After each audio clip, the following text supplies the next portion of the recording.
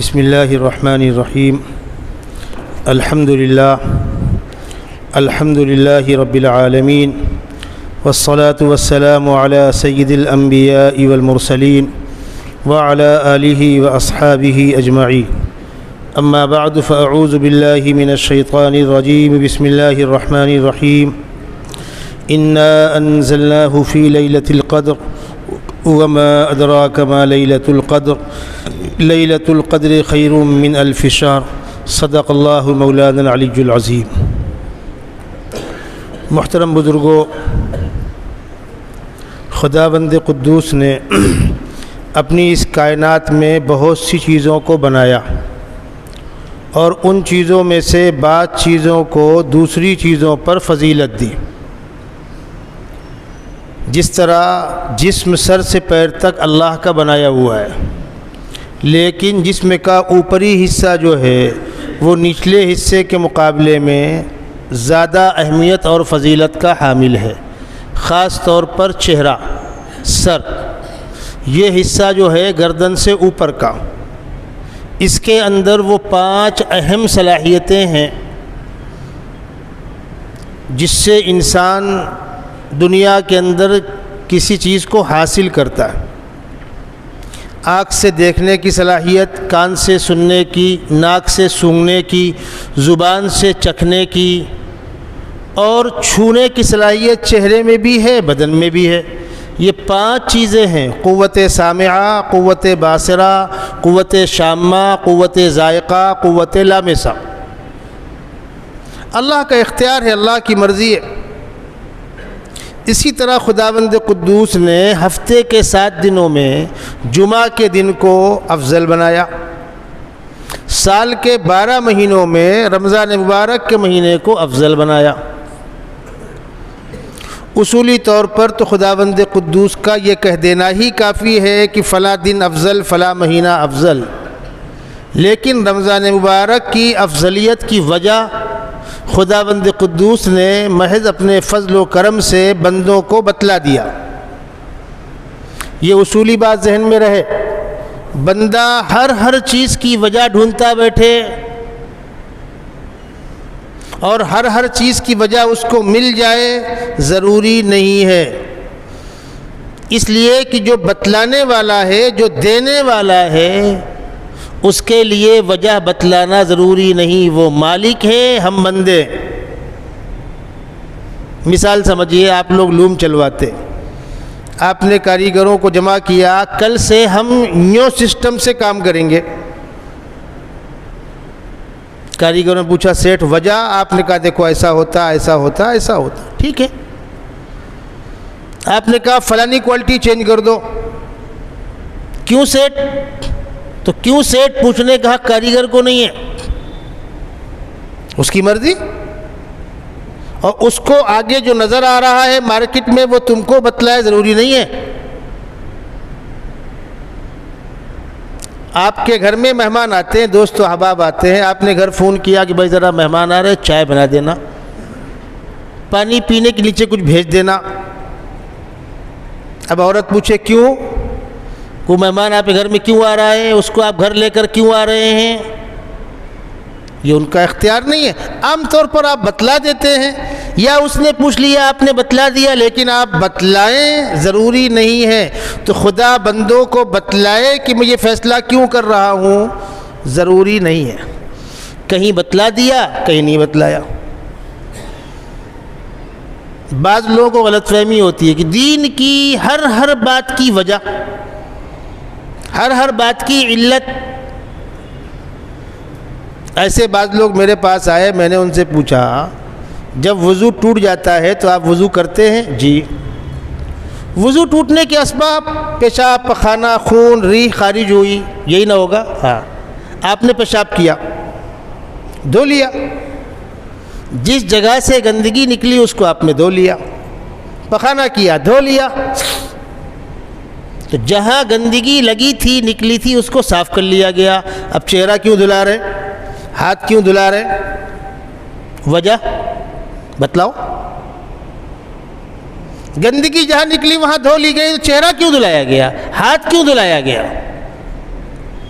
وہ ہاتھ یہاں تک کیوں دھلایا گیا؟ یہاں تک کافی نہیں تھا؟ کسی کے پاس کوئی وجہ نہیں ہے، 4 چیزوں کو فرض قرار دیا وضو کے اندر: چہرے کا دھلنا، ہاتھ کا دھلنا، پیر کا دھلنا، سر کا مسح۔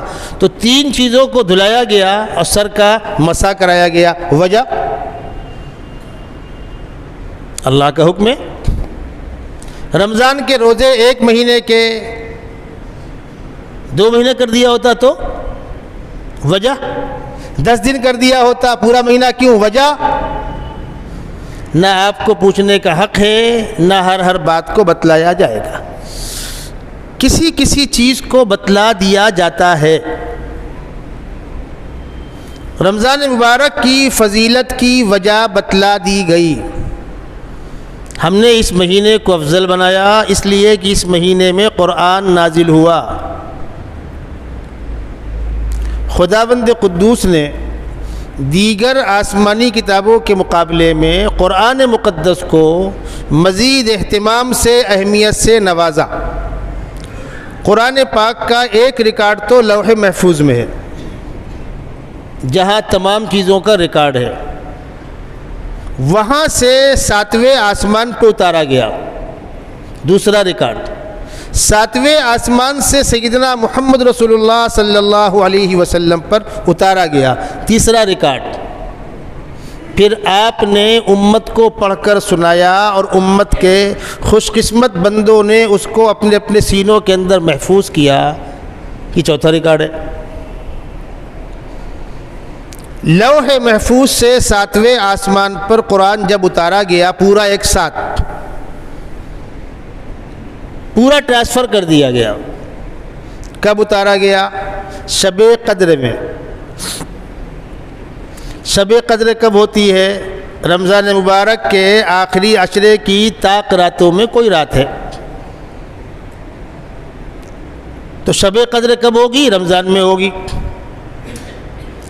قرآن کب اتارا گیا؟ شب قدر میں۔ انا انزلناہ فی لیلۃ القدر۔ قرآن کب اتارا گیا؟ رمضان میں۔ شہر رمضان الذی انزل فیہ القرآن، یہ بھی صحیح ہے۔ اور قرآن سیدنا محمد رسول اللہ صلی اللہ علیہ وسلم پر 23 سال میں تھوڑا تھوڑا اترا، یہ بھی صحیح ہے۔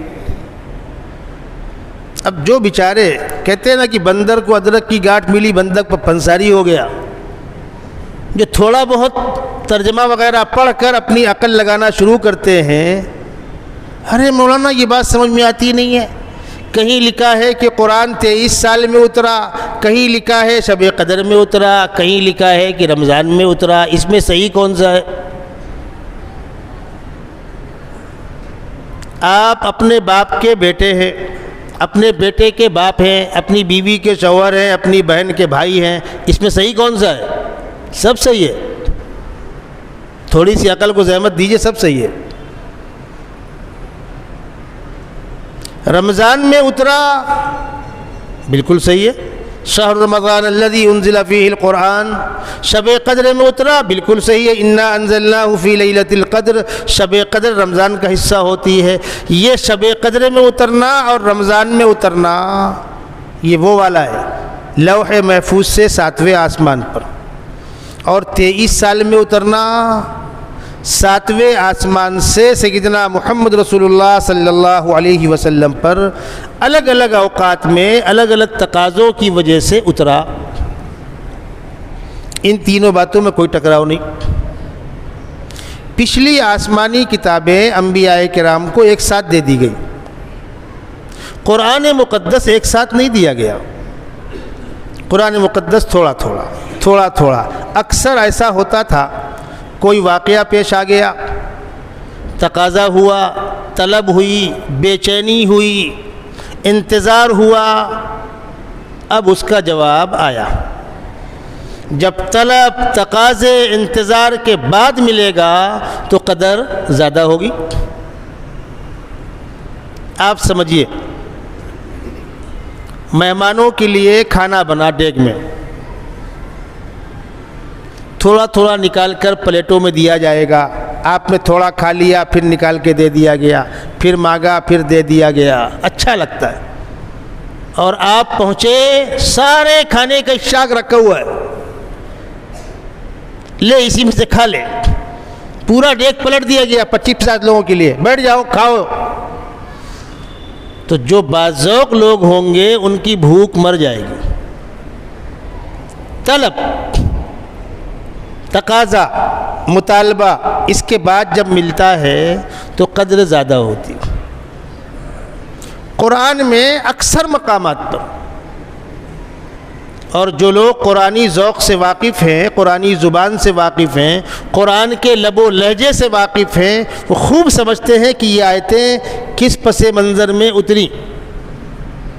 اسی پس منظر کو مفسرین نے شان نزول قرآن کہا ہے، شان نزول کہا ہے، نزول کے اسباب کا نام دیا ہے۔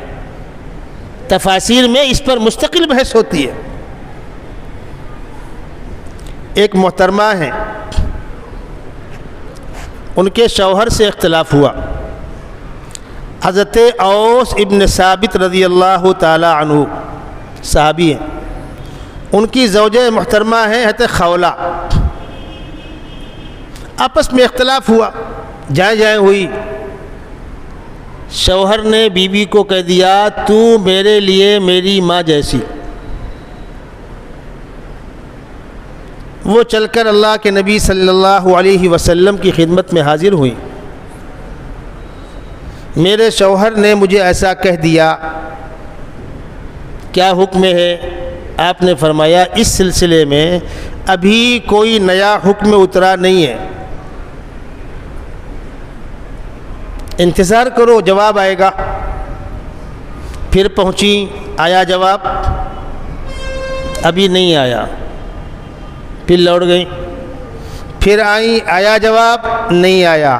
تو میں کیا کروں؟ تو آپ نے فرمایا ابھی جو رواج ہے سماج میں اس کو لوگ طلاق سمجھتے ہیں، اہل عرب انہی الفاظ سے طلاق دیا کرتے تھے، تم اس کو طلاق سمجھو اور اپنے شوہر سے الگ ہو جاؤ۔ میرا شوہر بوڑھا ہے، کہاں رہے گا غریب، اللہ سے کہیے جلدی اتار دے۔ آپ کہہ رہے بھائی تم بھی دعا کرو اللہ سے، یہ تو اختیار اللہ کا ہے۔ تو وہ آپ سے بحث کر رہی اور وہیں ہاتھ اٹھا کر دعا کرتی ہے، پروردگار میری فریاد سن لے، میرے معاملے میں جلدی فیصلہ اتار دے۔ یہ ہے واقعہ۔ اب پڑھیے 28واں پارہ۔ قد سمع اللہ قول التی تجادلک فی زوجہا، اللہ اس عورت کی آواز سن رہا تھا، اس عورت کی بات سن رہا تھا جو اپنے شوہر کے بارے میں آپ سے جھگڑ رہی تھی۔ وتشتکی الی اللہ، اور اللہ سے فریاد کر رہی تھی۔ واللہ یسمع تحاورکما، اللہ آسمانوں سے تمہاری گفتگو، تمہاری بحث سن رہا تھا۔ ان اللہ سمیع بصیر۔ اس کے بعد پھر جواب نازل کیا قرآن نے۔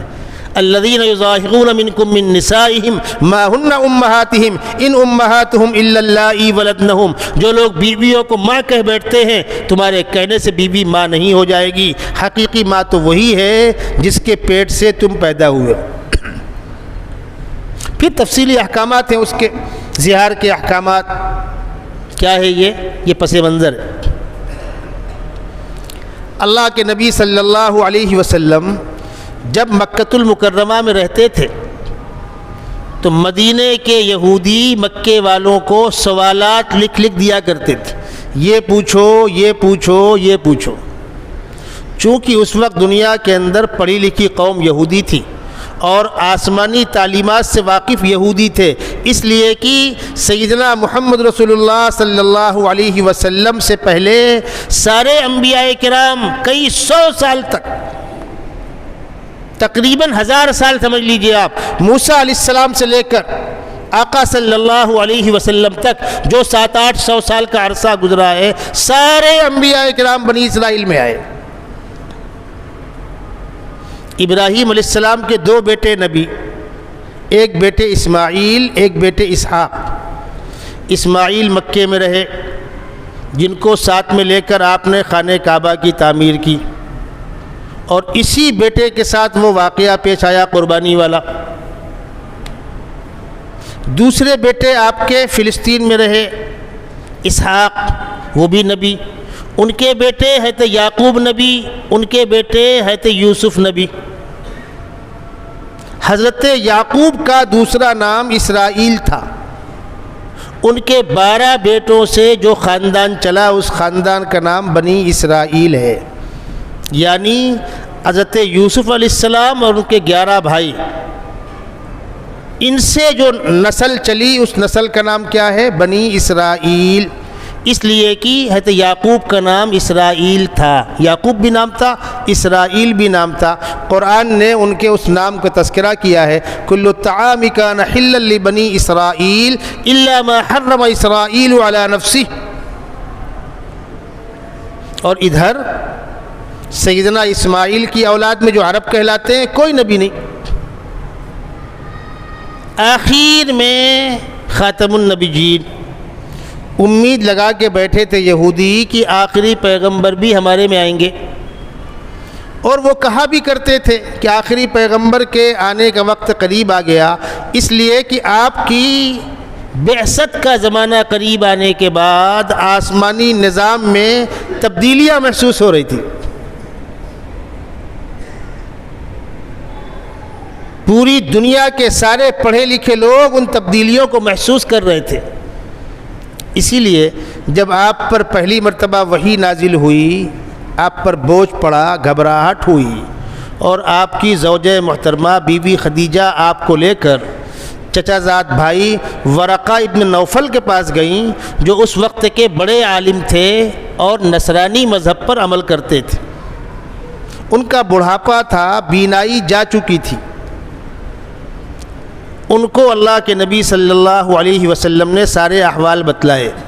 میں غار حرا میں تھا، فرشتہ آیا، مجھ کو دبایا، مجھ سے کہا پڑھو، میں نے معذرت کی، مجھ کو ایک بار دبوچا، دوبارہ دبوچا، تیبارہ دبوچا، پھر مجھ کو چند آیتیں پڑھ کر سنائی۔ تو انہوں نے ٹھنڈی سانس لی، کہا ہائے افسوس، پوری جوانی انتظار کرتا رہ گیا اور اب میرا بڑھاپا ہے۔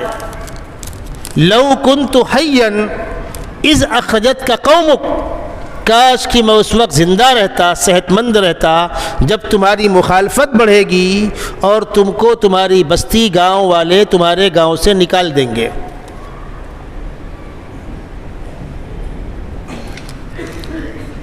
یہ آواز آپ کے کان میں پڑی؟ ورقہ بن نوفل کہہ رہے ہیں لو کنت حیا اذ اخرجتک قومک، جس وقت تم کو تمہاری قوم نکالے گی، کاش کہ وہ اس وقت صحت مند اور زندہ ہوتا، تمہارا ساتھ دیتا، اپنی آخرت سنوارتا۔ تو آپ نے فرمایا اوا مخرجیہم، چچا مکے والے مجھ کو مکے سے نکال دیں گے؟ فرمایا ہاں بیٹا، جس کام کو لے کر کھڑے ہوئے ہو، جس پیغام کو لے کر کھڑے ہوئے ہو، اس کا تقاضا یہ ہے کہ مخالفت ہوگی۔ تو وہ کہہ رہے ہیں پوری جوانی انتظار کرتا رہ گیا۔ تو دنیا کے اندر یہ باتیں، یہ چیزیں محسوس کی جا رہی تھی کہ آخری پیغمبر کے آنے کا وقت قریب آ گیا، اور مدینے کے یہودی، مدینے کے جو اصل باشندے تھے اوس و خزرج، ان سے کہا کرتے تھے کہ آخری پیغمبر آنے والے ہیں، اب ہمارا بول بالا ہوگا، ہمارا جھنڈا بلند ہوگا، ہم تم سے نمٹ لیں گے۔ وَلَمَّا جَاءَهُمْ رَسُولٌ مِّنْ عِنْدِ اللَّهِ مُصَدِّقٌ لِمَا مَعَهُمْ وَكَانُوا مِنْ قَبْلُ يَسْتَفْتِحُونَ عَلَى الَّذِينَ كَفَرُوا فَلَمَّا جَاءَهُمْ مَا عَرَفُوا كَفَرُوا بِهِ۔ کل تک تو تم انتظار کر رہے تھے آخری پیغمبر آنے والے، آخری پیغمبر آنے والے، اور اب مکے میں آ گئے، تب مخالفت کیوں کر رہے ہو؟ مخالفت اس لیے کر رہے ہیں کہ امید تھی کہ وہ ہم میں آئیں گے، یہودیوں میں آئیں گے، اور آ کہاں گئے؟ اہل عرب اور مکے والوں میں۔ تو یہ بدماشیاں کرتے تھے، سوالات کی پرچیاں بھیجتے تھے۔ ایک مرتبہ ان لوگوں نے آپس میں مشورہ کیا اور 3 اہم سوال مرتب کیے، اور مکے والوں سے کہا سنو، اگر نبی ہوں گے تو 2 کے جواب دیں گے، تیسری بات کو اللہ کی جانب منسوب کر دیں گے۔ اس کا فیصلہ اللہ کے پاس، اس کا جواب اللہ کے پاس، بندوں کو اس کا علم نہیں۔ اگر وہ نبی ہوں گے تو 2 کا جواب دیں گے، تیسرے سے معذرت چالیں گے۔ 3 سوال کون تھے؟ پہلا سوال اصحاب کہف کون؟ اب اصحاب کہف کا واقعہ مکے والوں کو تو نہیں معلوم تھا، دنیا کے عام لوگوں کو نہیں معلوم تھا۔ کافی عرصے پہلے ایک بادشاہ تھا جس نے مشرکانہ طریقہ اپنا کر اپنی تمام رعایا کو مشرکانہ طریقے پر چلنے کا پابند کر دیا تھا۔ تو کچھ اللہ کے بندے آبادی کو چھوڑ کر جا کر پہاڑ کے غار میں روپوش ہو گئے تھے، اور اللہ نے بھی ان کو بچانا چاہا، ان کی اس قربانی کو قبول کیا، ان کو صلح دیا۔ 309 سال تک وہ سوتے رہے، پڑے رہے۔ اللہ کی مرضی، ناخن بڑے بڑے ہو گئے، بال بڑے بڑے ہو گئے۔ 309 سال کے بعد اٹھے تو بھوک لگی تھی۔ گئے کب تھے؟ شہر کا ماحول مشرکانہ تھا، اس نظام سے بھاگ کر جا کر روپوش ہوئے تھے۔ اب بھوک لگی ہے تو جو پیسے ان کے پاس ہے وہ ساتھی کو دیا، جاؤ اور دیکھو چھپ چھپا کر کام کی چیز لے کر چلے آؤ، ایسا نہ ہو کہ تم پکڑے جاؤ تو ہم بھی پکڑے جائیں۔ یہ غریب گیا، جا کے دکاندار کو پیسے دیے۔ کون سا سکہ؟ 350 سال پہلے والا۔ حکومت بدل چکی، کرنسی بدل چکی، زبان بدل چکی، تہذیب بدل چکی۔ دکاندار دیکھا، رے یہ سکہ کہاں سے آ گیا؟ اس نے 4 لوگوں کو جمع کیا، ان لوگوں نے ان سے بات کرنی چاہیے تو زبان دوسری۔ حکومت کے لوگ آ گئے، اوہو سرکاری ریکارڈ میں ایک دستاویز رکھی ہوئی ہے کہ ہماری حکومت میں اتنے لوگ روپوش ہو گئے ہیں۔ بہرحال پھر ان سے ملاقات ہوئی، کوئی ناخوشگوار واقعہ نہیں پیش آیا، لیکن یہ تاریخ کے ریکارڈ میں واقعہ ہے اصحاب کہف کا۔ کس کو معلوم تھا؟ یہودیوں نے پرچی میں لکھ کر بطور سوال کے مکے والوں کو دیا، پوچھو اللہ کے نبی صلی اللہ علیہ وسلم سے۔ تاریخ میں ایک بہت بڑا فاتح گزرا ہے، ذوالقرنین۔ مشرق میں گیا، مغرب میں گیا، شمال میں گیا، جنوب میں گیا، سد سکندری بنائی۔ مکے والوں کو اس کا علم نہیں تھا۔ ایک سوال وہ ڈالا۔ تیسرا سوال تھا روح کیا چیز ہے؟ یہ 3 سوال یہودیوں نے مکے والوں کو دیا کہ تم پوچھو اللہ کے نبی صلی اللہ علیہ وسلم سے۔ ان لوگوں نے آ کر آپ سے پوچھا، آپ نے کہا رکو، اللہ جواب دے گا۔ خداوند قدوس نے قرآن کے اندر 3 سوالوں کو نقل کیا، 2 کا جواب دیا، اور تیسرے کے بارے میں کہا یسألونک عن الروح قل الروح من امر ربی، یہ میرے رب کا ایک مخفی امر ہے، اور انسانوں ہر چیز کے پیچھے پڑنے کی بیوقوفی مت کرو۔ وما اوتیتم من العلم الا قلیلا، تم کو جو علم ملا ہے بہت تھوڑا ملا ہے، ہر چیز کی کھود کریت مت کرو۔ ان 2 کا جواب دیا قرآن نے۔ ام حسبت ان اصحاب الکہف والرقیم کانوا من آیاتنا عجبا، پھر جواب دیا تم سمجھتے ہو ہمارے لیے کوئی انوکھی بات ہے؟ اذ ابى الفتى الى الكهف، نوجوان آبادی کو چھوڑ کر جا کر غار میں لیٹ گئے۔ فقالوا ربنا آتنا من لدنك رحمة وهيئ لنا من امرنا رشدا فضربنا على آذانهم في الكهف سنين عددا، ہم نے سلا دیا۔ جب اصحاب کہف بستی سے نکلے تھے غار میں چھپنے کے لیے تو ساتھ میں ایک کتا بھی لگ گیا، اور وہ بھی ان کے ساتھ ساتھ گیا. یہ لوگ سو گئے اور وہ غار کے دروازے پر ڈہوری پر ایسے پنجے رکھ کر وہ بیٹھ گیا. جب قرآن نے ان نیک بندوں کا تذکرہ کیا تو اس کتے کا بھی تذکرہ کیا. اور جو جانور جنت میں جائیں گے اس میں اصحاب کہف کا کتا بھی ہوگا.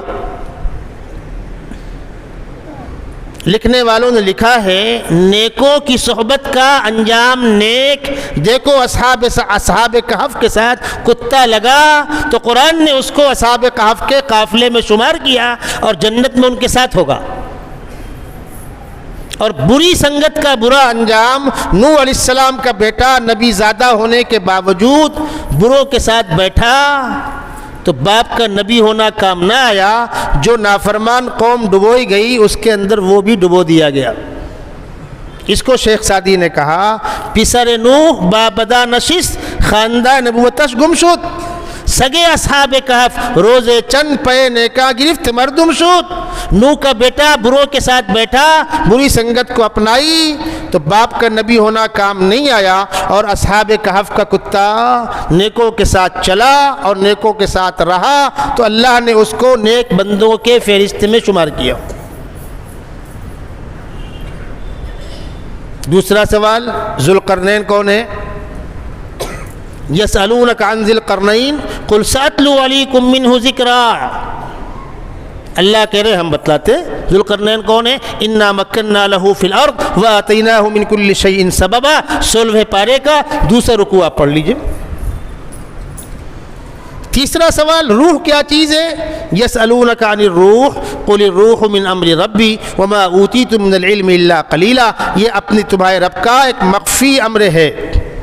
جسم میں ہے, جب تک روح ہے اس وقت تک باڈی میں حرکت ہے. روح نکال لی گئی, باڈی ٹھنڈی ہو گئی, اب کیا بچا؟ مٹی.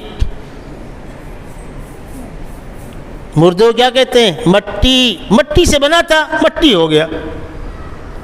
ایک روح ڈال دی گئی تھی, انسان ہو گیا تھا, وہ نکال لی گئی, اب کیا بچا؟ باڈی. کیا بچی؟ مٹی. مٹی کو مٹی کے حوالے کر دو. اسی سے بنے, اسی میں آئے, اسی سے اٹھیں گے. منہا خلقناکم وفیہا نعیدکم ومنہا نخرجکم تارۃ اخری. قرآن مقدس کا اکثر حصہ اسی شان کے ساتھ, اس کا پس منظر, امت میں طلب پیدا ہوئی, اس کا جواب دیا گیا. یہ قرآن مقدس, اس کا رمضان مبارک کے مہینے سے خاص رشتہ ہے. اسی لیے اللہ کے نبی صلی اللہ علیہ وسلم رمضان مبارک کے مہینے میں قرآن پاک کی کثرت سے تلاوت کرتے تھے.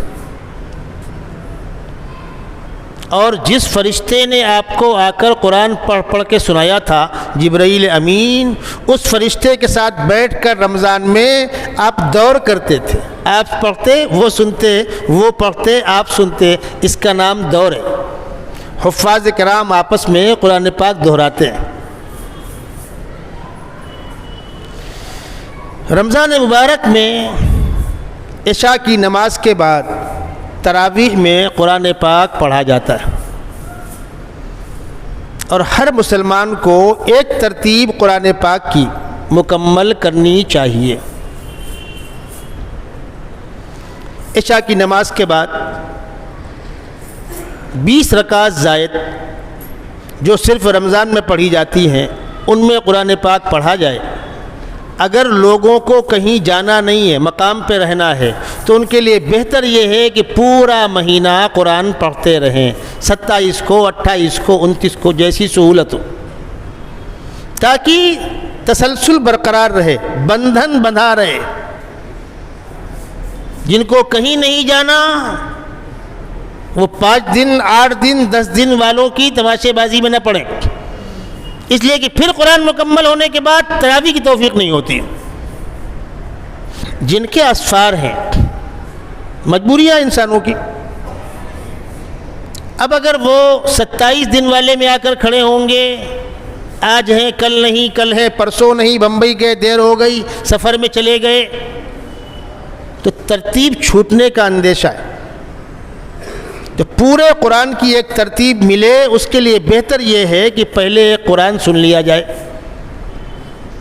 بشرط کہ قرآن صاف پڑھا جائے، احترام کے ساتھ پڑھا جائے، رکوع سجدے پورے احترام کے ساتھ کیے جائیں، کبڈی نہ کھیلی جائے، ورنہ بجائے ثواب کے الٹا عذاب ہوگا، دھیان رکھیے گا۔ بالکل کسی قیمت پر اس کی حمایت نہیں کر سکتے۔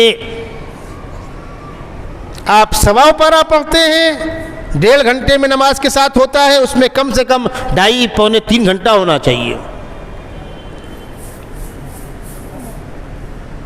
جن کو کہیں نہیں جانا وہ مقام پر رہ کر، جن کو جانا ہے ان کے لیے گنجائش۔ اب رہا سوال یہ کہ کتنے روز میں قرآن مکمل کرنا چاہیے، آدمی کے حالات پر ہے۔ بعض جگہوں پر لوگ 20 دن میں کر لیتے ہیں، 15 دن میں کر لیتے ہیں، 18 دن، 22 دن، وہ آپ کی سہولت پر۔ اسی لیے آخری عشرے میں الگ الگ تاریخوں میں قرآن ختم ہوتا ہے۔ مقصد یہ ہوتا ہے علماء یہاں بھی شریک ہو گئے، وہاں بھی شریک ہو گئے، وہاں بھی شریک ہو گئے۔ اگر 27 تاریخ کو پورے شہر کی تمام مسجدوں کا ختم ہوگا تو کوئی کہیں جا پائے گا؟ خاص طور پر جھوپڑ پٹیوں کی مسجدوں میں جہاں مسجد کے مسائل ہوتے ہیں، حافظ لگانا، ان کی حوصلہ افزائی کرنا، ہم لوگ کا جانا آنا ہوتا ہے، کہیں 23، کہیں 24، کہیں 25، اور ایسا بھی ہوتا ہے کہ ایک دن میں کئی ختم ہوتے۔ اب 23 تاریخ کو 3 جگہ ختم ہے اور تینوں بلا رہے ہیں، تو ان سے کہتے ہیں بھائی دیکھو ایک کام کرو، تم جلدی کر لینا، تم ایک پاؤ چھوڑو، جلدی ختم ہو جائے۔ تم لوگ اس دن ذرا نماز مؤخر کر دو 15 منٹ، وہاں آدھا پارہ رہن دو، آٹومیٹک گیپ ہو گیا۔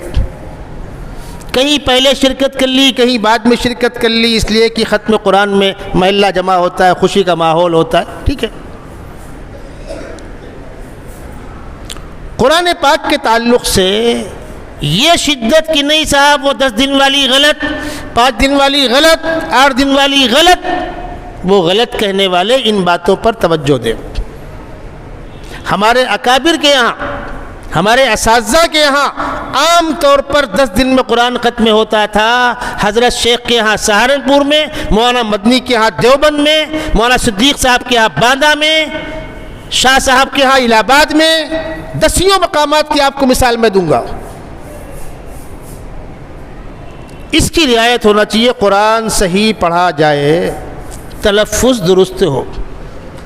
الحمدللہ آپ کے یہاں کافی عرصے سے ٹھہر کر آرام سے تلفظ کی درستگی کے ساتھ قرآن پڑھنے کا معمول ہے، اس لیے کہ اگر آپ 10 منٹ پہلے بھی نکل گئے اور جا کر چوراہوں پر بیٹھ کر گپ مارتے رہے تو حاصل، قرآن ٹھہر کر پڑھنا چاہیے۔ افضل ترین چیز تو یہ ہے جس طرح حرمین پڑھتے ہیں بالکل آرام سے، لیکن ہر جگہ وہ کشش نہیں پیدا ہوتی۔ حرمین کی بات ہی الگ ہے، جو آدمی وہاں جا رہا ہے وہ اسی کام کے لیے گیا ہوا ہے، تو ہم یہ تو نہیں کہیں گے کہ اتنا سلو پڑھو، لیکن تلفظ مکمل درست ہونا چاہیے، الفاظ کٹے نہیں، اور جو لحن جلی ہے قرآن کے اندر فاحش غلطی، اس سے بچنا چاہیے۔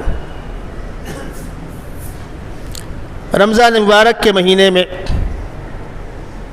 سحری کا وقت، افطار کا وقت آپ کو معلوم ہونا چاہیے، روزے کے موٹے موٹے مسائل آپ کو معلوم ہونے چاہیے۔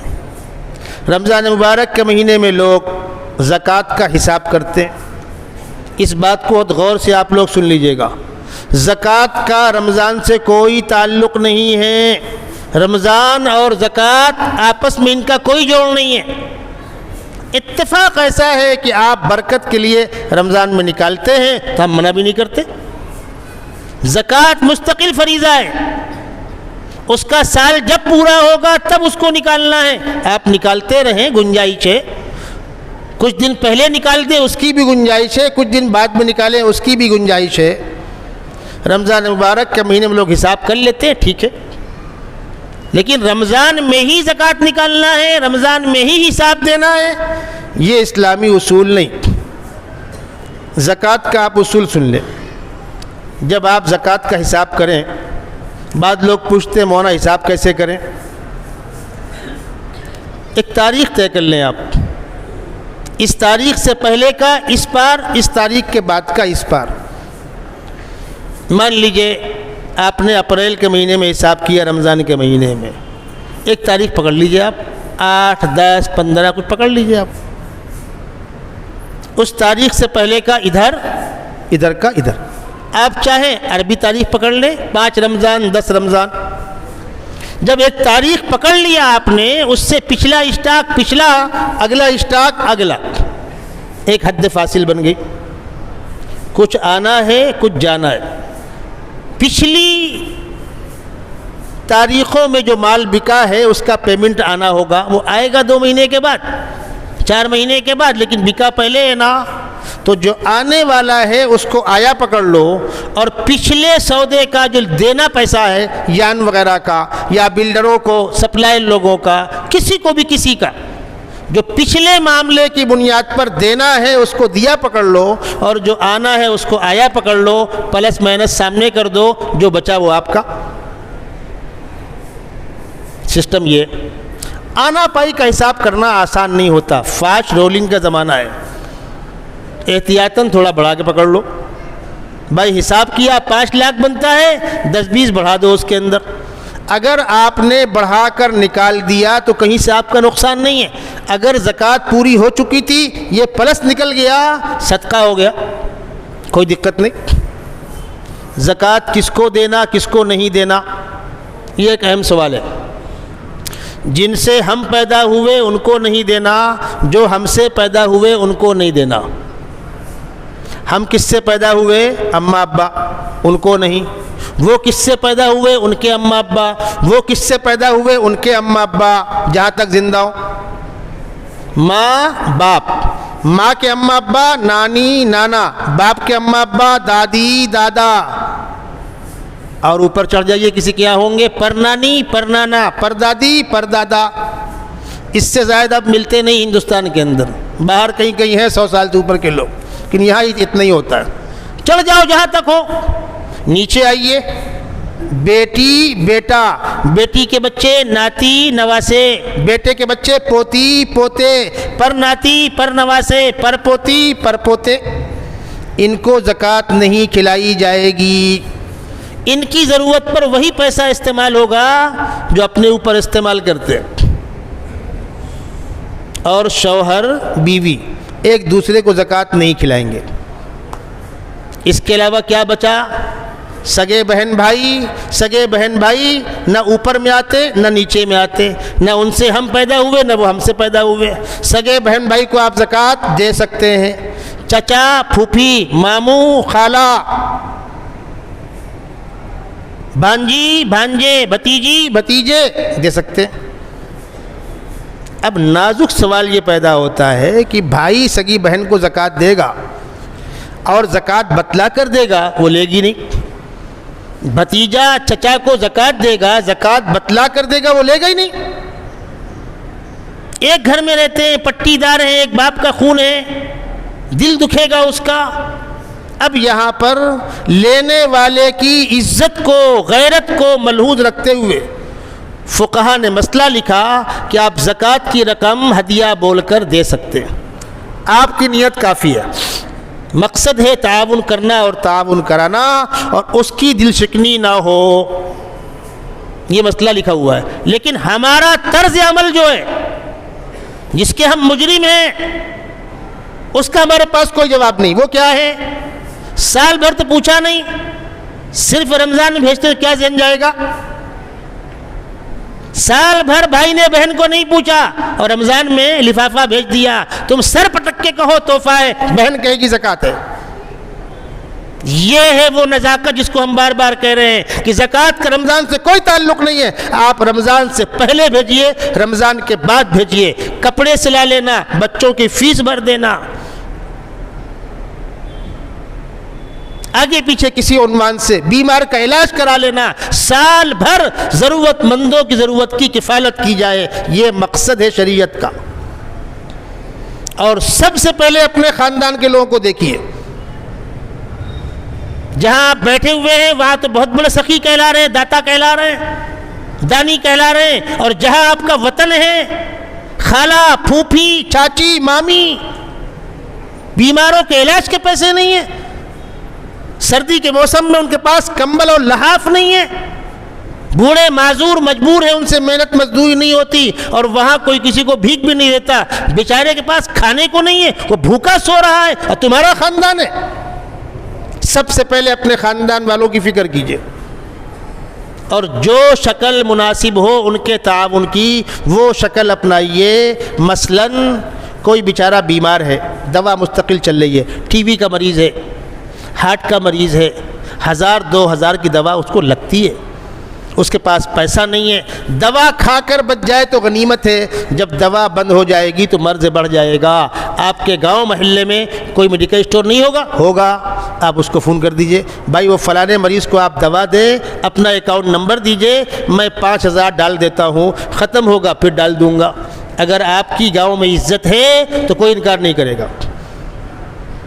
اس غریب کو بول دیں آپ دوا وہاں سے لے لیا کرو، اس میں کیا شبہ ہے؟ اس میں بھی کوئی شک ہے؟ مستحق غیر مستحق کا، مصرف غیر مصرف کا۔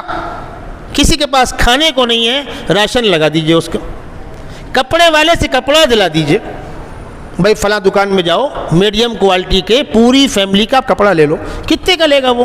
5000 کا، 10000 کا، کیا مشکل ہے؟ عزت کے ساتھ ان کو سپورٹ کیجئے۔